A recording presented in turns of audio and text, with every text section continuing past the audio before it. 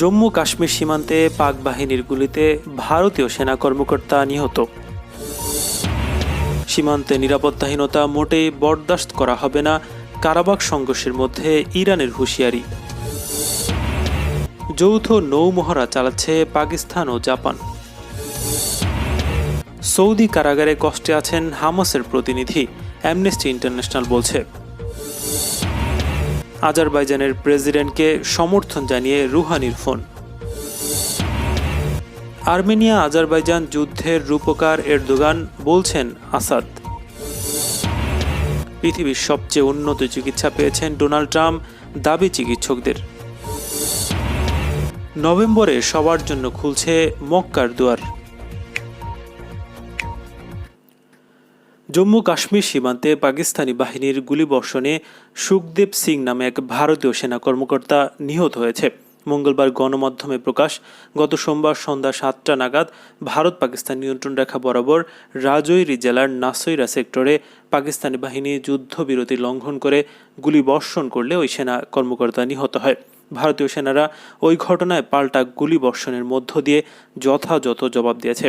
জম্মু ভিত্তিক সেনাবাহিনীর মুখপাত্র লেফটেন্যান্ট কর্নেল দেবেন্দ্র আনন্দ বলেন, পাকিস্তানি বাহিনীর বিনা প্ররোচনায় গুলিবর্ষণ এবং শেলিংয়ের কার্যকরভাবে জবাব দেওয়া হয়েছে। হিন্দি গণমাধ্যম জাগরণ.com জানিয়েছে, সোমবার সন্ধ্যায় পাকিস্তানি বাহিনী নৌসেনারা সেক্টরে বাবাখরি, নাম, কাদালি, সাইর, মাকরি, খান্না এবং অন্য এলাকায় গুলিবর্ষণের পাশাপাশি মর্টার হামলা চালায়। তারা সেনাবাহিনীর অগ্রবর্তী চৌকিসহ আবাসিক এলাকায় মর্টার শেল নিক্ষেপ করে। 120 মিলিমিটার মর্টার শেলগুলো মানুষজনের বাড়ির আশপাশে পড়ে। সাধারণ মানুষকে এ সময় তাদের জীবন বাঁচাতে বাংকারে আশ্রয় নিতে হয়েছিল। ওই দিন রাতে পাকিস্তানি বাহিনী পুঞ্জে গুলিবর্ষণ শুরু করে। অনেক রাত পর্যন্ত উভয় পক্ষের মধ্যে পাল্টাপাল্টি গুলিবর্ষণ চলে। গত 1 অক্টোবর জম্মু কাশ্মীরের কুপওয়ারা জেলায় নিয়ন্ত্রণ রেখা বরাবর সেনাবাহিনীর অগ্রবর্তী চৌকি টার্গেট করে পাকিস্তানি বাহিনী গুলিবর্ষণ করলে হাবিলদার কুলদীপ সিং এবং রাইফেলম্যান শুভম শর্মা এবং পুঞ্জে নিয়ন্ত্রণ রেখার ওপার থেকে আসা পাকিস্তানি বাহিনীর গুলিতে ল্যান্স নায়েক কর্নেল সিং নিহত হয়। সেই ঘটনায় জের না কাটতেই এবার ফের পাকিস্তানি বাহিনীর গুলিবর্ষণের ফলে নিহত হলেন জেসিও সুখদেব সিং।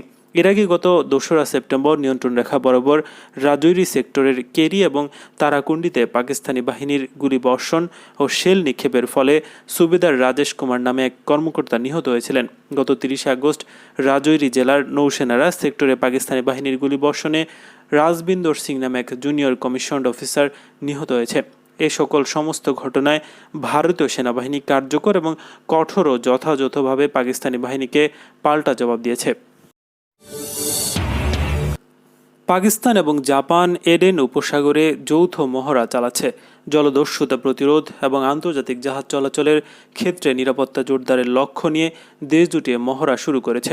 পাকিস্তানের ইংরেজি দৈনিক এক্সপ্রেস ট্রিবিউন জানিয়েছে, মহড়ায় পাকিস্তান নৌবাহিনীর যুদ্ধ জাহাজ জুলফিকার এবং জাপানের ওনামি নামের একটি যুদ্ধ জাহাজ অংশ নিচ্ছে।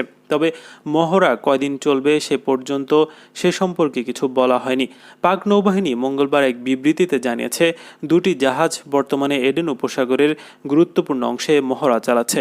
জলদস্যুতা প্রতিরোধ এবং আন্তর্জাতিক জাহাজ চলাচলে নিরাপত্তা জোরদারের লক্ষ্য করে এ মহড়া চলছে বলে পাক নৌবাহিনী বিবৃতিতে জানিয়েছে। বিবৃতিতে আরও বলা হয়, পাকিস্তানের নৌবাহিনী সরকারের নীতি অনুসরণ করে এ অঞ্চলের সমুদ্র সীমার নিরাপত্তা রক্ষায় প্রতিশ্রুতিবদ্ধ। জাপানের সঙ্গে এই মহড়া দুই দেশের নৌবাহিনীর মধ্যকার সম্পর্ক আরও গভীর করতে ভূমিকা রাখবে বলে আশা প্রকাশ করা হয়। ইসলামী প্রজাতন্ত্র ইরানের স্বরাষ্ট্রমন্ত্রী আব্দুর রেজা রাহমানি ফাজলি হুঁশিয়ারি উচ্চারণ করে বলেছেন, সীমান্তে কোনো ধরনের নিরাপত্তাহীনতা বরদাস্ত করবে না তেহরান। ইরানের সীমান্তে দুই প্রতিবেশী আর্মেনিয়া এবং আজারবাইজানের মধ্যে যখন নাগর্নো কারাবাখ অঞ্চল নিয়ে সংঘর্ষ হচ্ছে, তখন ইরানের স্বরাষ্ট্রমন্ত্রী এই হুঁশিয়ারি উচ্চারণ করলেন। তিনি সোমবার সাংবাদিকদের বলেন, আমরা প্রতিবেশী দেশগুলোকে পরামর্শ দিয়েছি এবং সতর্ক করছি যে আমাদের সীমান্তে কোনো ধরনের নিরাপত্তাহীনতা তৈরি কিংবা কোনো ধরনের হস্তক্ষেপ আমরা বরদাস্ত করব না। ইরানের পূর্ব আজারবাইজানের প্রদেশের সরকারি কর্মকর্তারা জানিয়েছেন, আজারবাইজানের এবং আর্মেনিয়ার মধ্যকার সংঘর্ষে ব্যবহৃত মর্টারের গোলা ইরানের ভূখণ্ডে এসে পড়েছে। এছাড়া সীমান্তবর্তী গ্রামগুলোর মানুষ নিরাপত্তাহীনতায় ভুগছে। এরপর ইরানের স্বরাষ্ট্রমন্ত্রী এই হুঁশিয়ারি দিলেন। সাম্প্রতিক এক রিপোর্ট থেকে জানা গেছে, খোদা আফরিন এলাকার একটি গ্রামে মর্টারের গোলা আঘাত করলে 6 বছরের একটি শিশু আহত হয় এবং লোকজনের মধ্যে আতঙ্ক ছড়িয়ে পড়ে। সীমান্তের ঘটনাবলী নিয়ে জানতে চাইলে রাহমানি ফজলি বলেন, আমাদের উত্তর সীমান্তে দুই প্রতিবেশীর মধ্যে সংঘাত চলছে।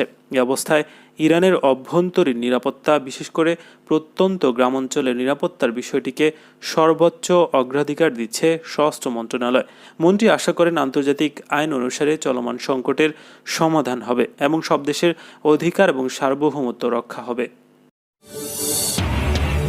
সৌদি কারাগারে আটক ফিলিস্তিনের ইসলামী প্রতিরোধ আন্দোলন হামাসের প্রতিনিধির মানবেতর জীবনযাপনের তীব্র সমালোচনা করেছে আন্তর্জাতিক মানবাধিকার সংস্থা অ্যামনেস্টি ইন্টারন্যাশনাল।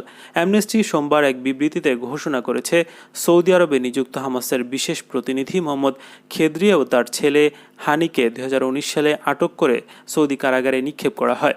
পিতা পুত্র বর্তমানে অপমানজনক পরিস্থিতিতে জীবন কাটাচ্ছে এবং জেলখানায় তাদের মানবাধিকার লঙ্ঘিত হচ্ছে বলে বার্তায় উল্লেখ করা হয়েছে। বিবৃতিতে আরও বলা হয়, খেদ্রিকে বিনা অভিযোগে আটক করে কন্ডেম সেলে রাখা হয়েছে, তাকে সব ধরনের অধিকার থেকে বঞ্চিত রাখা হয়েছে এবং এখন পর্যন্ত তাকে আইনজীবী পর্যন্ত নিয়োগ করতে দেওয়া হয়নি।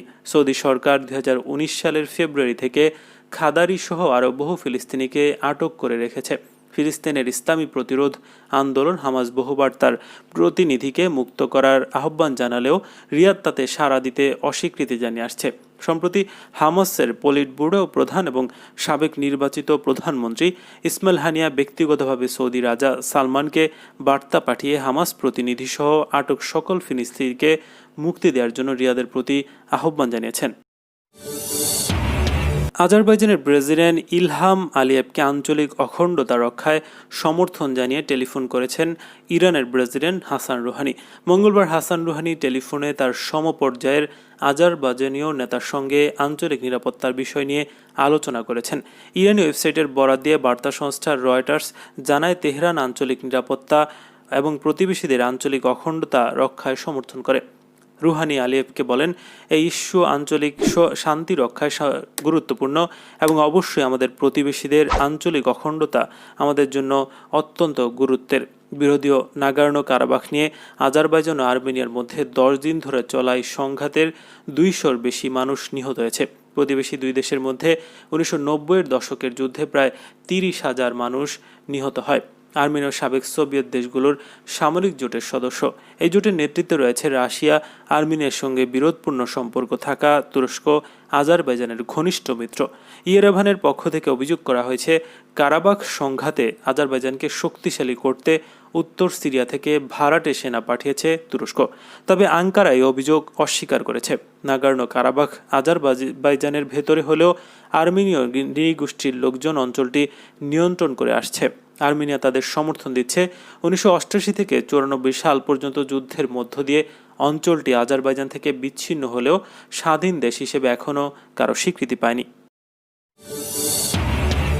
তুরস্কের প্রেসিডেন্ট রিসেপ তাইয়িপ এরদোগানকে আর্মেনিয়া এবং আজারবাইজান যুদ্ধের প্রধান উস্কানিদাতা হিসেবে অভিহিত করেছেন সিরিয়ার প্রেসিডেন্ট বাশার আল আসাদ। নাগোর্নো কারাবাখ নিয়ে 25 বছরের বেশি সময় ধরে প্রতিবেশী দুই দেশের রক্তক্ষয়ী যুদ্ধ জড়িয়েছে।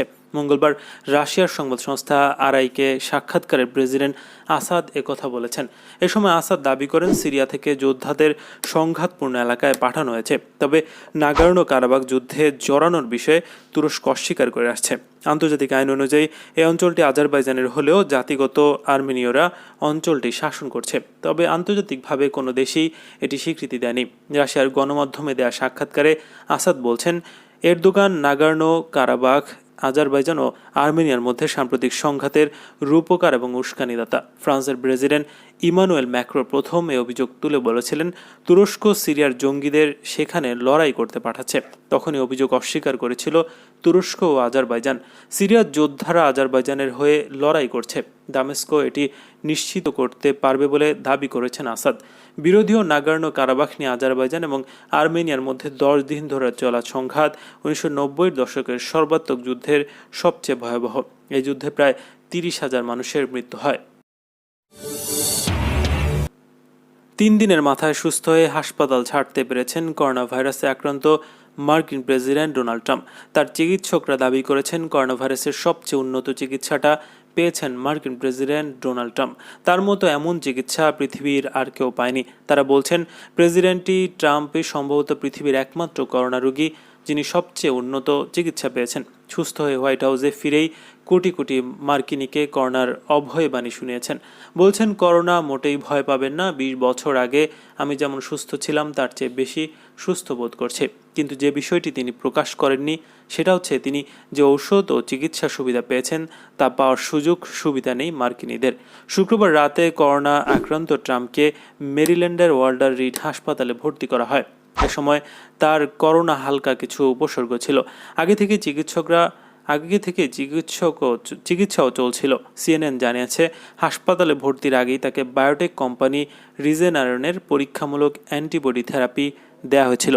এই থেরাপি করোনা ভাইরাসের লেভেলকে কমিয়ে আনে এবং এটা আগেই 275 জন রোগীর ওপর পরীক্ষায় প্রতিশ্রুতিশীল ফল দেখিয়েছিল। তবে এই চিকিৎসাকে মার্কিন ঔষধ প্রশাসন ফুড অ্যান্ড ড্রাগ অ্যাডমিনিস্ট্রেশন অনুমোদন দেয়নি। রিজেনার্স বলছে প্রেসিডেন্ট ট্রাম্পের চিকিৎসকদের অনুরোধেই তারা এই ওষুধটি সরবরাহ করে। করোনায় আক্রান্ত কয়েক মাসে যুক্তরাষ্ট্রে মারা গেছে 2,10,000-এর মতো নাগরিক।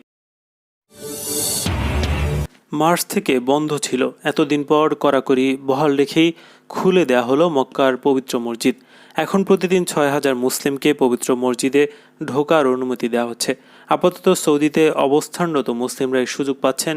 1 নভেম্বর থেকে বিশ্বের অন্য দেশের মুসলিমরাও পাবেন। হজ মন্ত্রণালয়ের পক্ষ থেকে জানানো হয়েছে সতর্কতামূলক ব্যবস্থা বজায় রেখে বিশ্বাসের আবহে ভক্তিপূর্ণ হৃদয়ে প্রথম ব্যাচে মুসলিমরা 2 পবিত্র মসজিদে প্রবেশ করলেন। প্রথম পর্যায়ে আপাতত 6,000 সৌদি নাগরিকই মক্কার মসজিদে ঢুকতে পারবেন। 18 অক্টোবর থেকে এই সংখ্যা বাড়িয়ে করা হবে 15,000। 1 নভেম্বর থেকে অন্য দেশের মুসলিমদের ঢুকতে দেওয়া হবে। তখন প্রতিদিন 20,000 জনকে মসজিদে ঢুকতে দেওয়া হবে। আগে থেকে অনলাইনে আবেদন করে ঢোকার জন্য সময় নিতে হবে।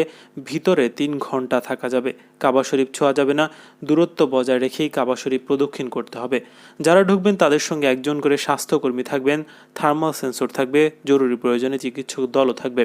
দিনের মধ্যে একাধিকবার মসজিদ পরিষ্কার ও জীবাণুশূন্য করা হবে, এমনটাই জানানো হয়েছে।